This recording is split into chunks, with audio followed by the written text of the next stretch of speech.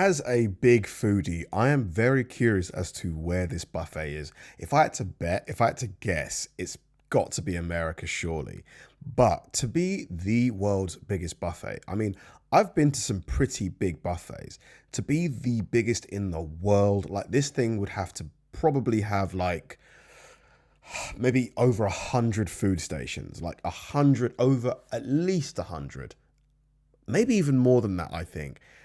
I mean, I'm just trying to imagine how big this place must be to be the biggest in the world. Biggest buffet in America, serving over 1.5 million guests every year. But it's not in Vegas or New York. It's in Pennsylvania's Amish country. With rising food costs, eating habits changing, and all-you-can-eat buffets shutting down across the country, how is this place in the middle of nowhere managed to stay open for over 40 years? I'm in Earl, Pennsylvania at Shady Maple's Smorgasbord to find out how the biggest buffet in America runs, what type of cuisine they sell, and what makes this place so special. I'm gonna head inside.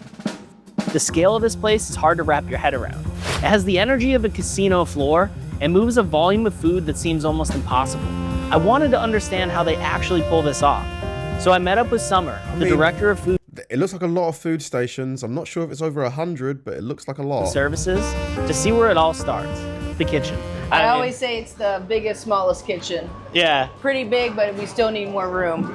Yeah, it's amazing how you guys are able to put out so much stuff so efficiently, like all day long. Yes. How do you guys do that? Like, what does this setup look like? So this setup here, this aisle here, this is what we call the prep kitchen, the prep aisle. Okay. So we have these big kettles here, cook stewed tomatoes, buttered noodles, macaroni and cheese, soups. This is bacon. What are buttered noodles? Are they literally like noodles with butter? There must be more to it than that, right? That we're baking for the buffet right now. Ooh, and Helen is loading more for when that comes out. She'll take it off and put it in these pans here. On Saturday, we'll go around through about 750 pounds of bacon. So one day, 750 pounds for of bacon? Saturday, yeah. 750 So how do you know like how much to cook and when and how to stagger it? We actually keep records of year to year, of days to dates of what we use. So we know what we did last year.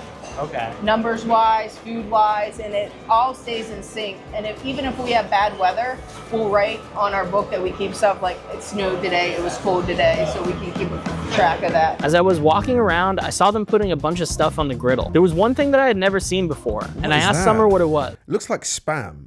It's kind of like a spammy type meat. So this is Tamara. She's going to be putting some scrapple down right now. She is making home fries and the Dutch fries, and Helena right there, she is making French toast. Yeah. So what is scrapple? So scrapple, our scrapple is pork scrapple. Okay. So it's pork and liver, and it has starch in it to bring it together. We slice it and then we fry it up.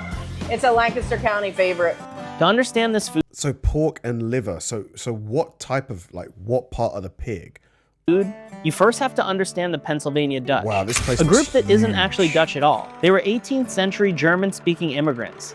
The name itself came from a mispronunciation of their own word for themselves. Deutsch. Right. Deutsch. Gotcha. Fleeing religious persecution in Europe, they landed here in Lancaster County. Drawn by the fertile, limestone-rich soil that promised the kind of quiet, self-sufficient life they were looking for. Over time, this community split. The Amish rejected the modern world entirely. No grid, no compromises, and the Mennonites found a middle path, using industrial logistics to scale a traditional way of life without abandoning it. So there's people that still use a horse and cart in America. That's mad. Like, just to imagine, like on a motorway, on a highway with a horse and cart. Food reflects where they came from. Built on a strict no-waste philosophy, it's calorie-dense and deeply comforting, as it needs to be for long work days on the farm. Nothing's thrown away. Everything has a purpose. And that's how you get scrapple, a dish born from scraps that became a staple. And it's cherished here today. But Pennsylvania Dutch food, that's just the beginning of what Shady Maple puts on the table. And we're still only talking about breakfast. And then all your pancakes, you guys are doing this to order, or? So we have two kinds. We have a made-to-order pancake on the grill. These are the plain ones that are on the buffet, and she is making them to order. We have an ordering system. They'll order it, they'll make it, and put it on the table, and it'll go to the buffet. Every corner of the kitchen has a purpose. Very engineered efficient. to keep fresh food moving all day without stopping. Even getting the dishes done is a massive undertaking. I assumed a place this size had to be corporate owned. I was shocked when I found out that I was wrong. Shady Maple has been family owned for over 40 years. Wow. So how does a business like this stay family run for so long? This place must be making a fortune as well. That family have done very, very well with this place. Well, I met with Len, the CEO, and one of two brothers who run Shady Maple to find out. Most things here are completely scratched with literally my parents' and grandparents' recipes. It's a lot of authentic, local PA Dutch recipes. Donuts is something that we're super known for. These look incredible. Our donuts are all made literally from scratch. They're made in a fryer. They're flipped by hand with chopsticks. It's the old-fashioned way. And last year we made 4.5 million donuts. Yeah. 4.5 million donuts, man. That's like 100,000 donuts a day, I think. No, 10,000 donuts a day, roughly. More than that, like 13,000 donuts a day. I mean, you would pay $6 for one of those donuts. Hold on, let me test my math, guys. Let me test my math. So 4.5 million, yep, divided by 365. I think that's about 13,000. Oh yeah, not too bad. All day long. 100%. Yeah, we sell these for a little over $1 in a grocery store. You ever hear of shoe fly pie? No, what's this? That's another thing that's famous in this area. It's literally like a molasses maple syrup on the bottom, a cake topping. You should eat that before you eat your hot food. It's that good. Really? All right. It's that good. Looking at this food, I didn't even know where to start. There were plenty of familiar staples, but some of these dishes I've never even heard of before. I wanted to focus on things I've never tried. So I grabbed some scrapple, a dish called mush and puddings, and homemade biscuits with chipped beef gravy. But I couldn't walk past the grill without picking up some eggs Benedict and eggs Florentine. And then there was the donut and shoe fly pie. Len had to get going, but his brother Phil agreed to sit down with Summer and me.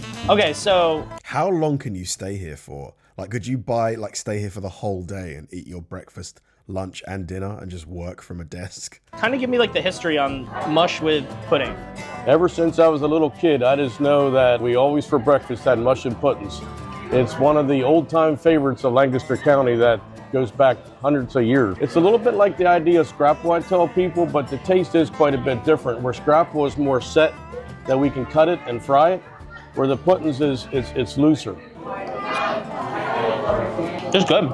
The cornmeal is really crunchy too. It doesn't have like an aggressive livery taste. It's just a very slight liver taste. I tell people if they don't know what it is, if they absolutely do not like liver, which I understand some people don't even try it. But personally, I like liver, so I like it. All right, and then the scrapple.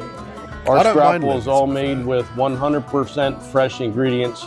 It's basically half cornmeal with also, there's pork in there. There is a touch of liver in there also. We sell a lot of scrapple. This is really good. It's the first time I've ever had it. I was honestly surprised by how much I liked the scrapple.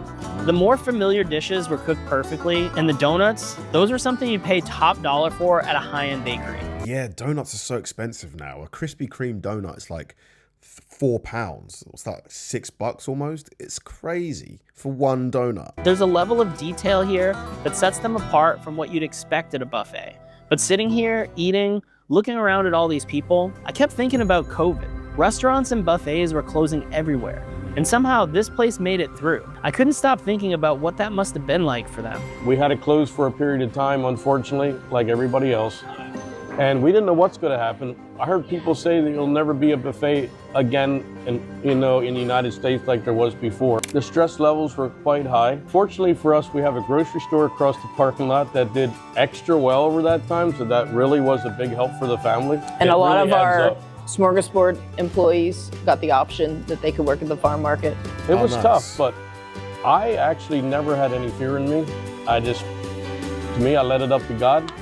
To me, God is in control, and we'll see what happens. And I always think there's a light at the end of the tunnel. You got to be optimistic about things. Things go away, things change. Sure enough, it took a little while, maybe about a year and a half or so, but yes. That's a great way, that's a good perspective too. Like, can't control things, just let it be and just do the best you can. No, that's the best way to be, I think. But sometimes like stress and stuff can just get the better of us, when you worry about things. But sometimes worrying is worse than the actual thing that you're worrying about.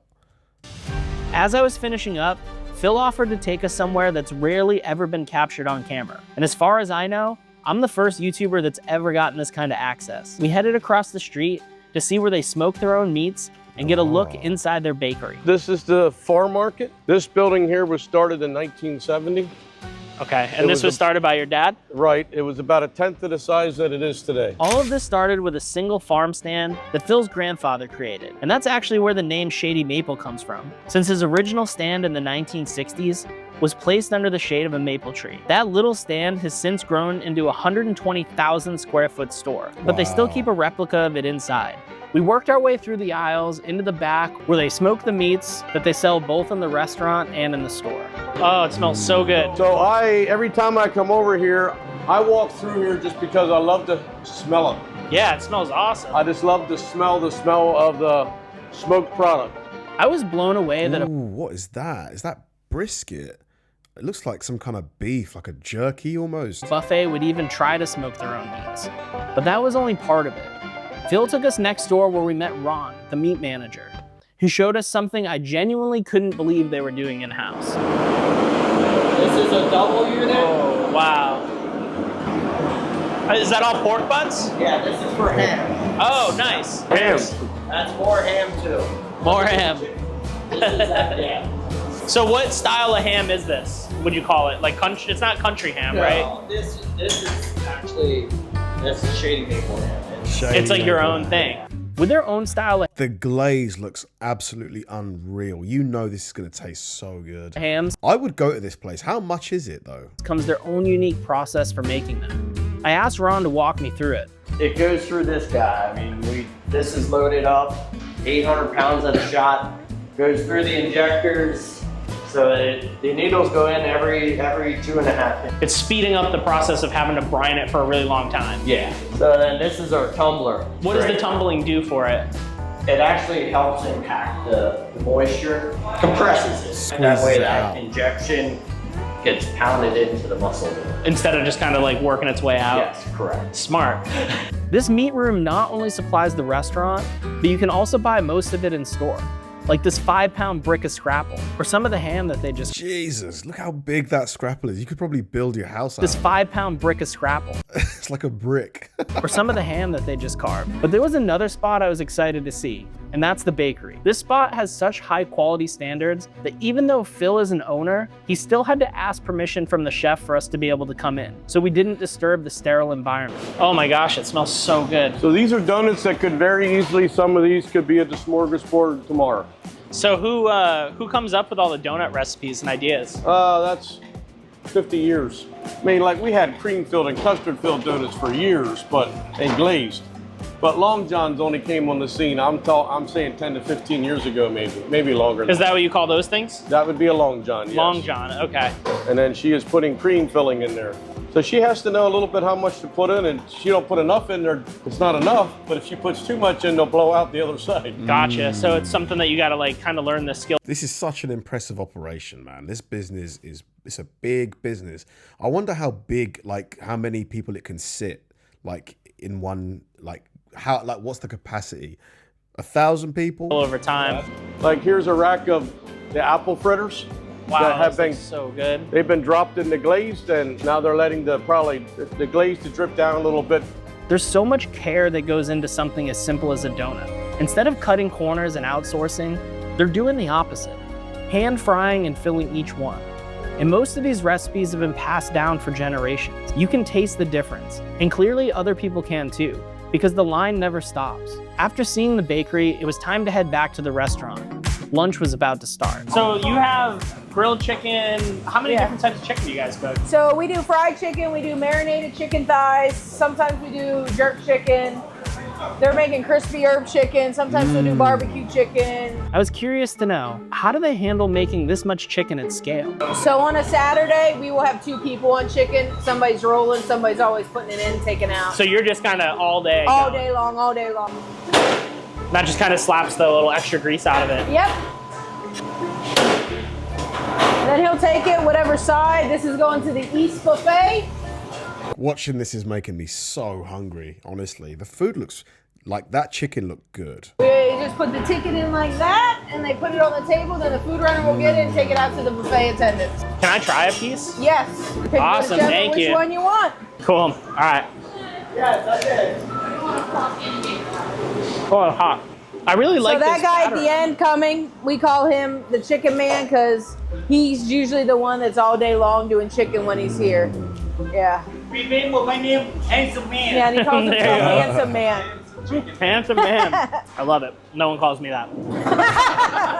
Watching all the prep that everyone was doing to prepare for lunch, it hit me. We've been walking around all morning and I haven't seen a single fridge. Where are they?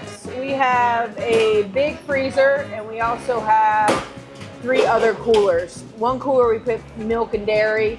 One cooler is just all meats, and one is the prep stuff that we're bringing up to put in the oven. So there's almost like a little underground city under here where That all is the right, food's- yes. After trying the food, I wanted to see what the buffet fully offered. I walked out with Summer so she could guide me through it. We always try to have a big fish of some time. Cod or usually haddock are top 2. Yeah, And then every pretty now and standard. then, like we try to have fried fish, especially Ooh, I love these. Oh my God. in Lent right now. Fried shrimp, we try Right. to have more.